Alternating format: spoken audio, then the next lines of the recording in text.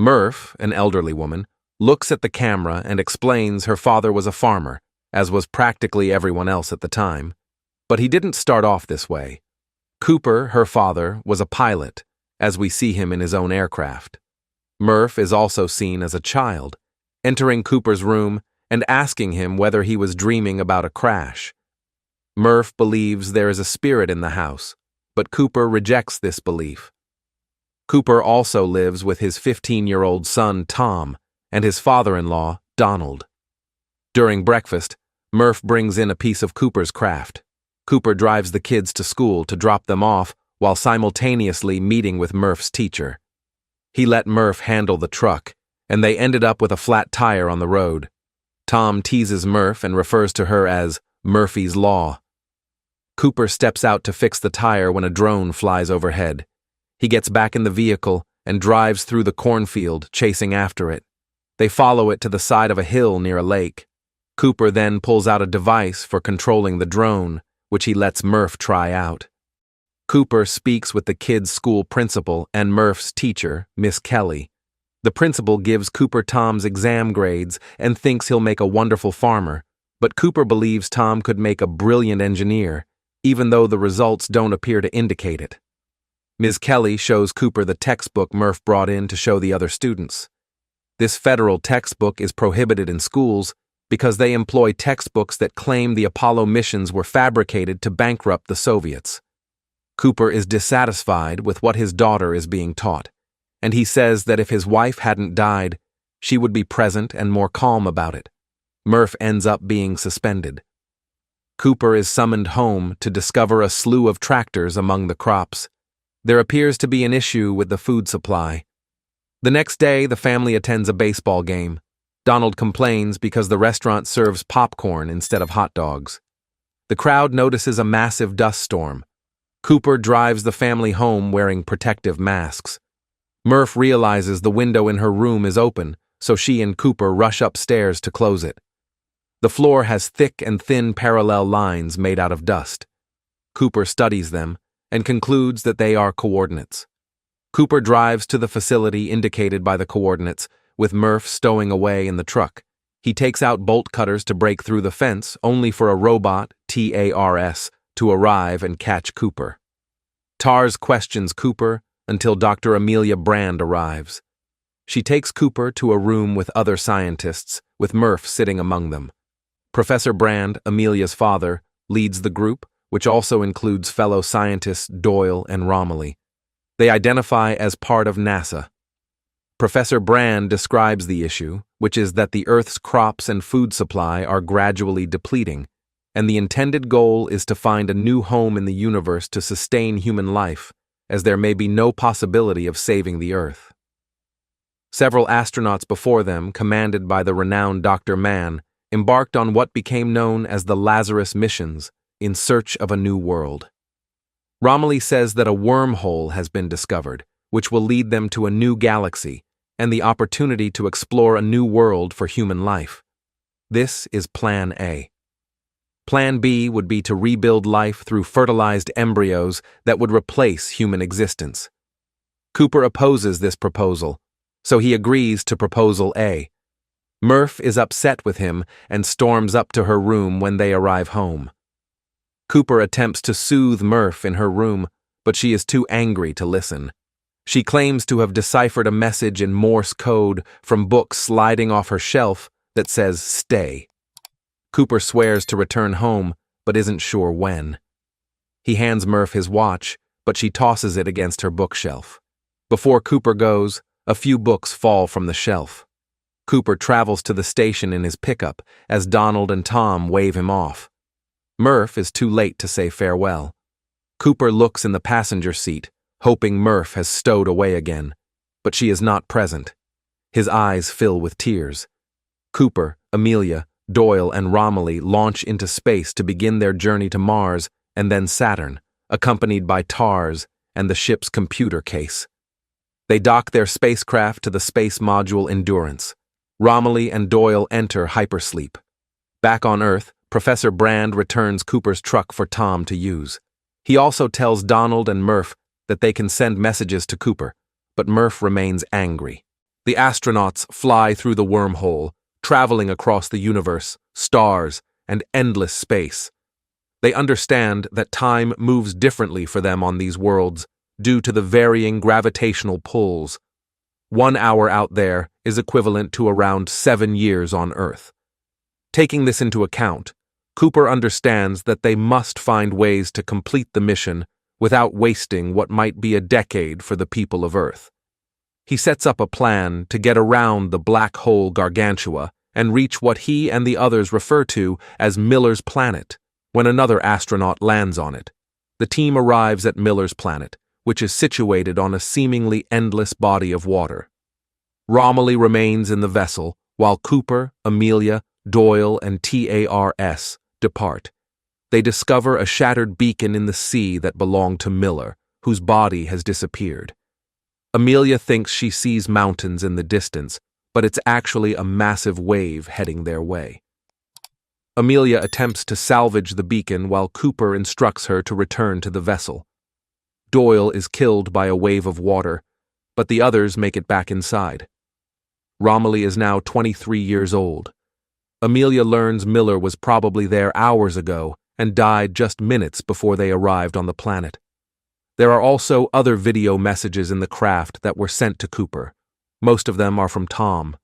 It begins with Tom at his current age claiming that he misses his father and has met a girl named Lois. The messages then portray Tom as an adult. He married Lois, and they have a baby named Jesse. Cooper is overcome with emotion and begins crying. Another video clip shows Tom looking sad, as if something had happened to Jesse. He also states that Donald has passed away. The final communication comes from a now adult Murph. She is the same age Cooper was when he left and pledged to return. She begins to cry, making Cooper even more emotional. Murph is currently working with Brand at NASA to complete an equation that will determine how people can escape Earth's gravitational pull. She still carries resentment toward her father for abandoning her. Cooper, Amelia, and Romilly are sitting together, attempting to decide which planet to visit next, Edmonds or Man. Cooper learns throughout their conversation that Amelia is in love with a fellow scientist named Wolf Edmonds, after whom one of the planets is named. She hopes to see him again soon, and she believes that love is the only thing that transcends time and location. Murph visits the hospital, and her boyfriend Getty takes her to Brand's room. He is dying. When Murph expresses hope for the mission's success, Brand explains that he completed his equation long ago, but was missing data from a singularity behind a black hole to make it complete. So he puts his remaining faith in Plan B. With his dying breath, he dashes Murph's hopes. After he dies, Murph sends Amelia a video message informing her of her father's passing. The astronauts discover an icy planet with frozen clouds. There is another craft on the surface with a pod inside. Dr. Mann is also in hypersleep. He awakens and sees Cooper, and it overwhelms him to see another person again, causing him to cry in Cooper's arms. Afterwards, Mann discusses the planet's ecology to the team, explaining that there are 67 hours in the day and another 67 at night, as well as icy conditions. The crew then receives Murph's message to Amelia, which also addresses Cooper. Murph wonders if both Cooper and Amelia were aware that the mission was a ruse and that Cooper simply abandoned his family. Amelia is also shocked to hear this, and Mann explains that he believed the mission to be unsuccessful. Amelia starts to cry. Murph eats dinner at the old family home where Tom lives with his family. He and Lois have another son named Coop. Coop and Lois have a cough that is believed to be caused by the local conditions. Tom appears to be ignoring the problem and refuses to leave with his family. Cooper and Mann set out to navigate the planet together, while Romilly and Amelia remain behind. Mann turns on Cooper, removing his emergency oxygen bag before throwing him over a hill. It has been revealed that he fabricated data on the planet's viability in order to be located and saved. Mann chooses Plan B after declaring Plan A a failure, and knowing that no one can survive on this planet, he abandons Cooper to die. Cooper fights back, but Man cracks his visor by banging his skull against it. Man escapes while Cooper attempts to contact Amelia for assistance. Man kills Romilly by blowing up his station, and Amelia goes to Cooper's help. They grab TARS and fly after Man. Getty tries to help Coop with his cough, but Tom refuses his or Murph's assistance, punching Getty in the face. He and Murph leave, following other vans evacuating the region as another dust storm develops. Murph then drives into the cornfields, dousing it with gasoline, before lighting them with a flare to urge Tom and his family to flee. Cooper and Amelia find Man attempting to dock his shuttle with Endurance in space, but he is unable to do so since the airlock is not secured. Amelia tries to tell him that the shuttle would depressurize, but it is too late. The shuttle accomplishes just that, resulting in an explosion that kills Man. Cooper uses TARS to regain control of Endurance. He and Amelia intend to utilize the robot to collect data about the singularity behind Gargantua before navigating to Edmund's planet. Cooper and Amelia try to make their way home with caution, knowing they have limited energy and oxygen supplies. Cooper, on the other hand, separates himself from Amelia in order to allow her to continue on her own. Cooper winds up plunging through what appears to be another wormhole. It puts him in an unusual dimension. He hears TARS whispering to him. Cooper floats against what appears to be a wall. He peeks through it and notices Murph as a child. He's looking at her through her bookshelves. Cooper yells out to her and begins shoving the books.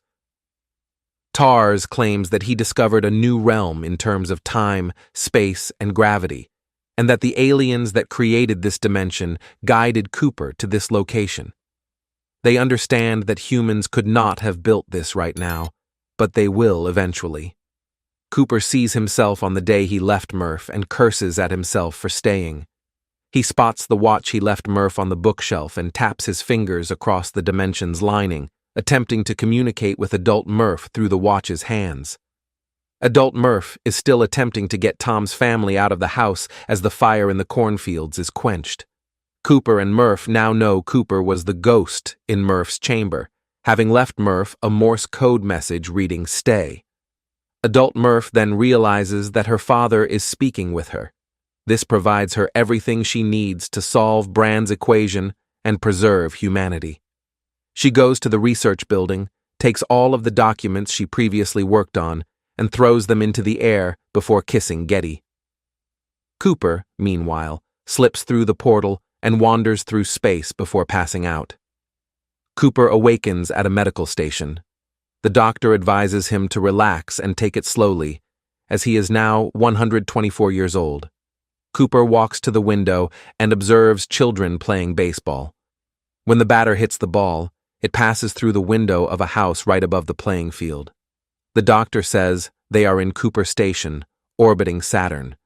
Cooper believes it is named after him, although it is named after Murph. The doctor believes she will arrive in a few weeks. Cooper is given the remains of TARS and returned to his former house. He works on him and reprograms his settings, making him more honest and slightly more amusing. Cooper gathers with his great-grandchildren in the hospital to reconcile with old Murph, who is lying in bed surrounded by her family. She's glad to see her father, who has kept his word to return to her. Knowing her time is limited, she pushes Cooper to keep living and sharing his life with someone. She advises him to find Amelia, who is lost and has set up camp somewhere out there. Amelia is shown on Edmund's planet implementing Plan B, attempting to rebuild a colony with lesser organisms while unknowing of what has happened to humanity. Cooper chooses to take Murph's advice and go see Amelia himself.